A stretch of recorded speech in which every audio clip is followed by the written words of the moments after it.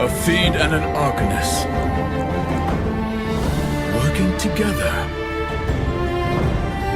Nightmares will not deter me, demon fawn. Stay your sermons, I won't be swayed. What is up, guys? Welcome back. It is time to show you guys a new build. This time around it's going to be a BRUISER YONE. This is not a new OP build by any means. It's more of a viable build path that you can use into certain matchups. For example, if you're playing against a lot of assassins, then this build can be really good because it makes you kind of unkillable. Like, you'll be able to tank all of the damage and still out DPS them by far. So the start of the build is similar to the normal one, where you still go for berserkers, then you get a seal, and then you build the OP item, which is the Blade of the Ruined King, which I've been telling you guys about for a long time now, to build that on Yone because it's so strong. Even on the crit build, I build it every single game. Well, we have to get through the early stages first. We are running lethal tempo, so that's going to make the laning phase a lot stronger.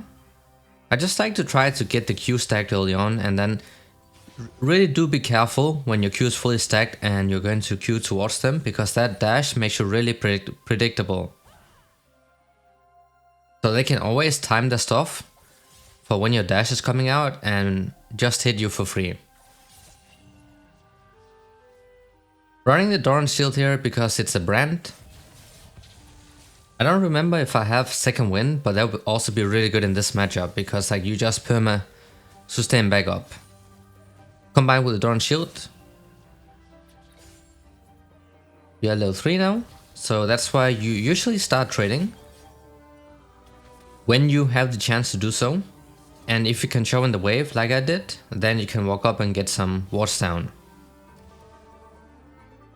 I like to use the E sometimes like this here. If I feel like I won't get to use it a lot in the lane, you can use this to like get some free vision and look at the jungle camps and see which are taken, and then you can kind of try to predict where the enemy jungle is at. It's kind of weird that Trundle was topside. I guess he did the chickens red buff and then went to the golems.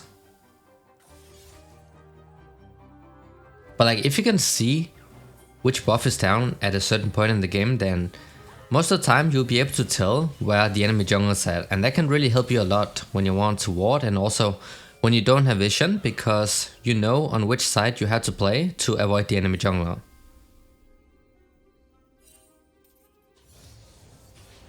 But remember, when you're going to engage on Yone, especially, keep in mind the CC they have. Use your E, like the second part of your E that makes you unstoppable on the way back when recasted. Time that so when you're getting hit by the CC, then that E2 is coming out.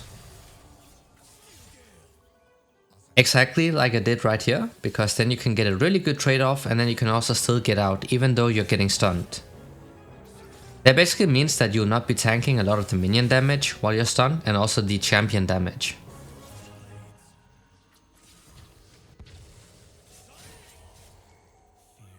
We are getting some pretty free hits onto the brand, so should be able to get a kill soon, depending on how long he's staying in the lane.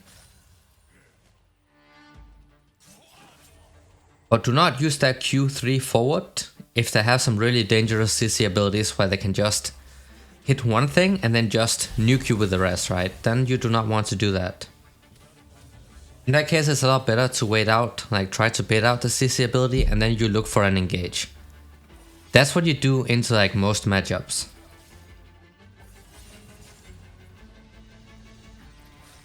Just last hitting as much as possible with the Q, can get some vision down onto the chickens.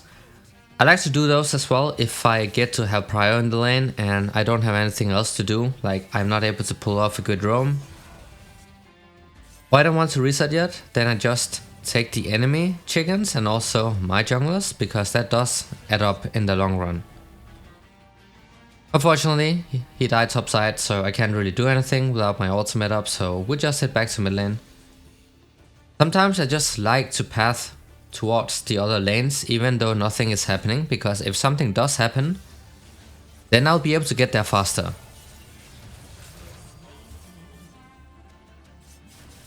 and just an immediate ultimate engage the moment I had it up.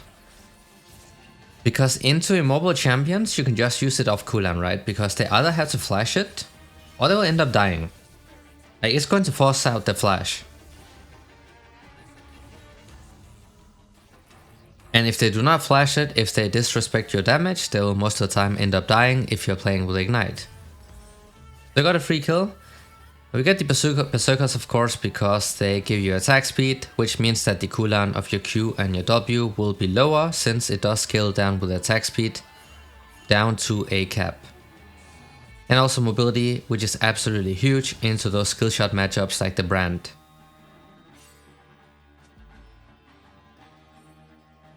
And then the next item is going to be the Seal. It's a very, or the same reason that you get it on Yasuo. It's a bit better on Yasuo though, but it's also really good on Yone, because it makes your early game a lot stronger. Especially Yone has a very weak early game, right?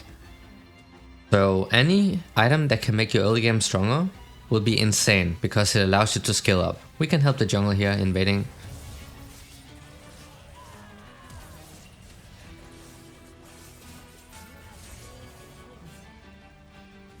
And that is going to result in a free kill. That's why you also want to have some good map awareness, because even though you might lose a wave or something in the mid lane, if you can get a kill for it and also get to shut down the enemy jungler, that is absolutely worth it. Because the jungler role has the highest impact in the game, right? They're the ones that get to roam around the map the entire game. So if you can take them out of the game, that's going to be so free for your jungler to do whatever he wants to do. We got the flash out of the Brand, but we could have timed it a bit better. It would have been a lot better if I waited for the Vi knockback to come in, then I time it with my Q. That's something you want to focus on doing a lot when the enemy jungler is coming to gank. Because for the opponent, it's pretty obvious what you're going to do when your Q is stacked and your E is ready. So when your Q is getting stacked, they will naturally just start walking towards the tower, right? Just to be safe. So instead, just wait for the enemy jungler to come in, use their CC, and then you can follow up with the ultimate and the third Q. Or the third Q first and the ultimate. The last part being a more guaranteed way of landing your ultimate. Pull off another good roam, resulting in another kill. Do not have to use the ultimate, so we can save it for the Brand.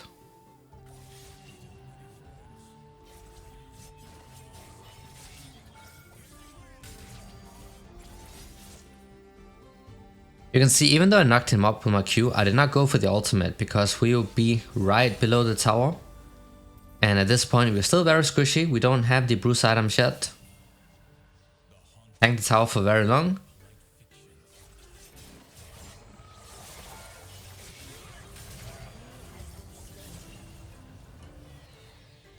Alright, we got the kill here.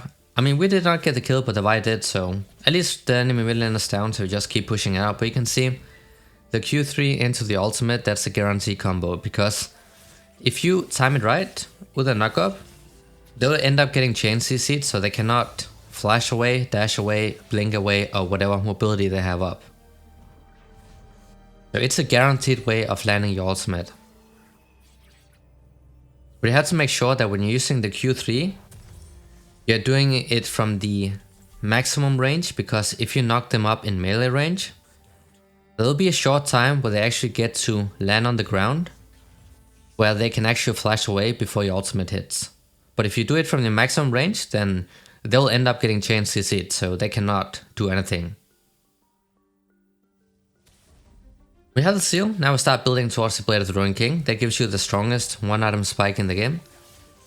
For a lot of melee, auto attack reliant champions. The item is just too OP, guys. It gives you everything you need, honestly, for a one item power spike.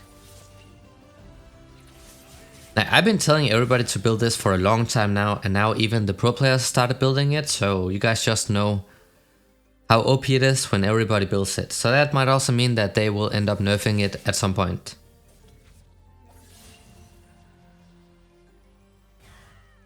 I would have taken away the chickens here, but the jungler was passing down towards it, so just had to give it up. But you can also use the chickens just to get a free stack or free stacks of your Q.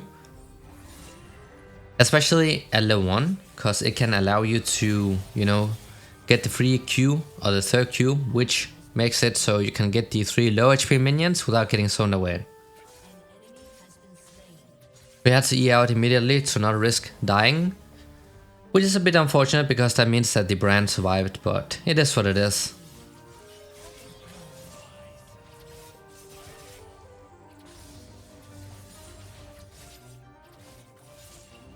Just keep pushing and go for the plates.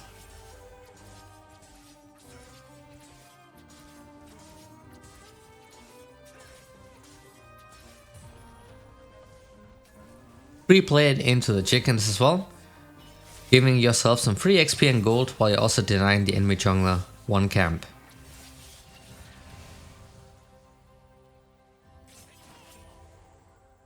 And of course your Q, the third Q, can be used to dash over walls, even the one that goes from the mid lane bush, like the bot side of the mid lane bush, into the other side of the wall.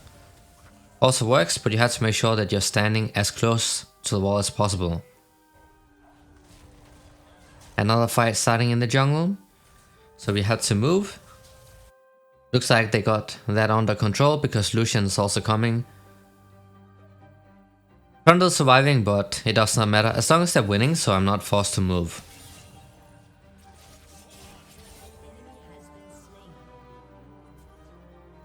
And the brand going down once again.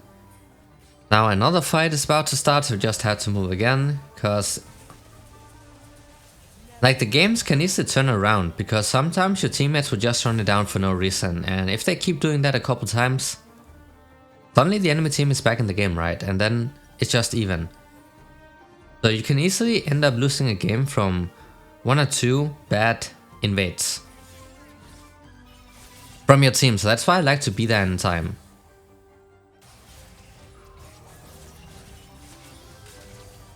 See how we use that second E, or the first E I mean.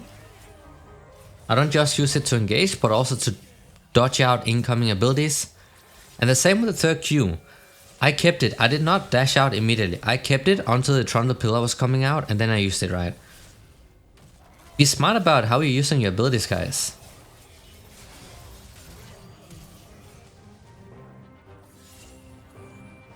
I killed on the Trundle and then I had to flash out, otherwise I would probably have been toast with the brand.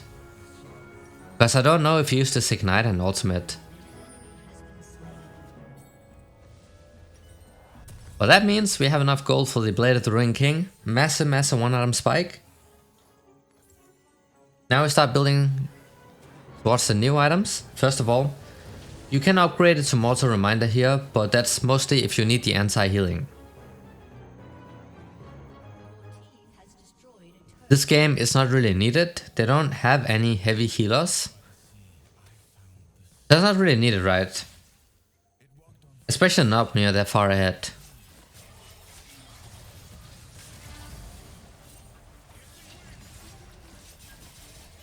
Honestly, I've been trolling a bit, Eing out too early. It's cause I'm too used to going for the crit build, which would usually have finished them off at this point.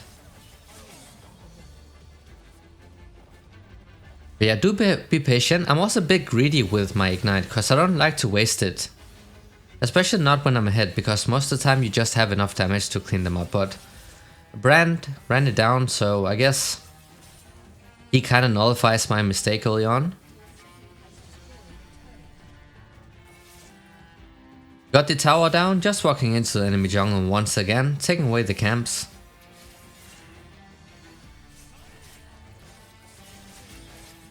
And of course you can also dash over that wall, helps you get to the other side of the map or the other jungle camps a lot faster. So that allows us to get a rip off and then we can wait, maybe the enemy jungler comes.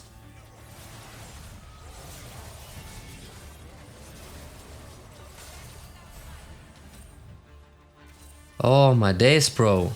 That is so unfortunate. She also exhausted, so once again surviving with no HP. What Camille did clean up, and that's a pretty easy quadra kill, I guess. 2 last hits.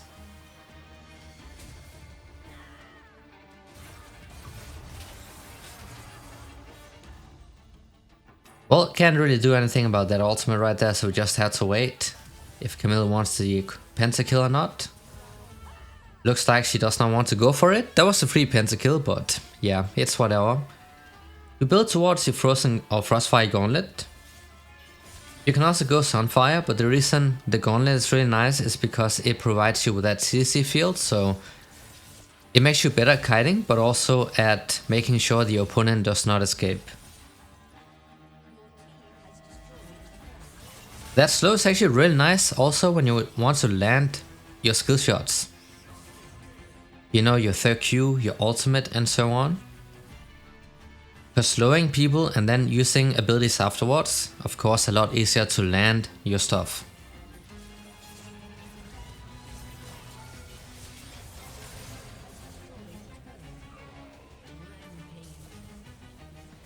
I guess they gave up at this point. I mean, it's pretty over. Not sure what the Lucian is doing right there, but yeah, it is pretty over. We can recall and get the Frostfire, because we will have enough gold for it. And the next fun item we'll be getting after the mythic item will be the Titanic Hydra. Because that is another item that makes us a lot tankier.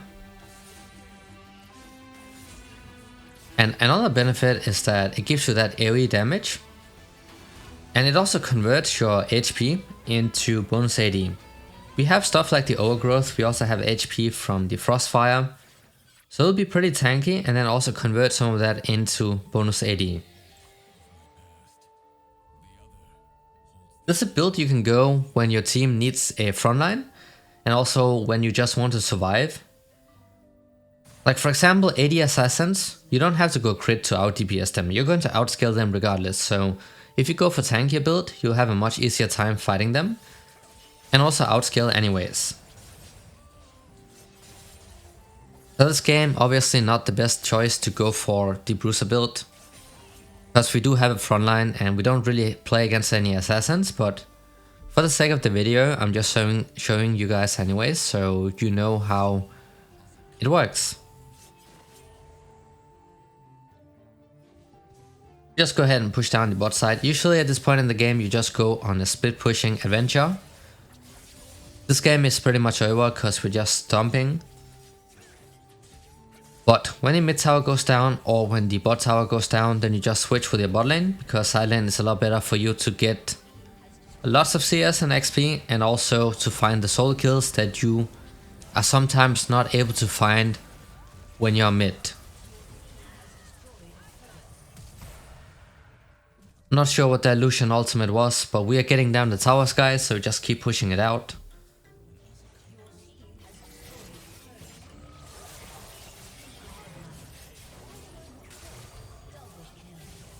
Yeah, this game is so done. It is so done, so I probably would not be able to show you the damage you deal with the Titanic Hydra. But I still recommend trying it out. It is a fun build for sure, especially if you're used to just going for the crit build every single time. Because you pretty much just become unkillable with the tank items.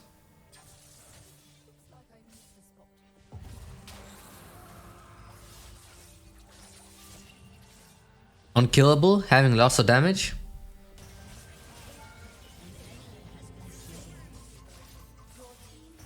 And also you also get the attack speed that you need for your Q and W CD, because you have Berserkers, you have Seal, you have Lethal Tempo, you have Blade of the Ruined King, so it's a bit overkill on attack speed, but it's pretty fine early on in the game.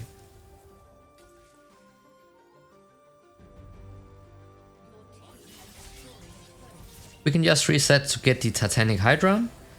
Once we have that, that's a pretty big spike, guys, so that's what makes you really tanky, and also shredding people with AoE damage, because every single auto attack is going to hit people in an AoE. So on top of the AoE damage you already have, now you're getting even more. Plus the bonus AD based on the HP you have. So this is the big spike, and then after that you just build. You can build Mortal Reminder early on if you need the anti-healing. Otherwise you can build it now, or you can save it until you got Guardian Angel or the Death Stance. It's completely situational when you finish the item. You mainly have Seal early on for the strong early spike, and then you can upgrade it whenever you want to. But yeah, people just gave up. It's a bit understandable because it is over, but this was honestly how the new build works. There was a Sunfire Yone build previously, but it's not the same because you did not go for Titanic Hydra. This build is a lot better than the Sunfire, but that was how to play Yone with a new build. Hope this was helpful. Thanks for watching and see you all next time.